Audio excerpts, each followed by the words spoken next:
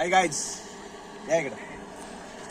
तरी आपल्या नवतरुण गणेश मंडळाविषयी जेवणाचा कार्यक्रम सुरू आहे. आपल्याकडे नवीन आचार्य इकडे तोंड दाखवा. आचार्य हनुमंत ताटपडकर स्पेशल भजी तळण्यासाठी साहेबा हितपरकर आणि स्पेशल भजी खाण्यासाठी नवतरुण गणेश मंडळाविषयी यावंच लागतंय बरं का. आग्रहाचे आमंत्रण आहे. आम्ही आचार्य नवीन तयार केले आणि इकडे या मेनू बघा. बघा मस्तपैकी जिरा राईस आहे. इकडे या. हे डाल तडका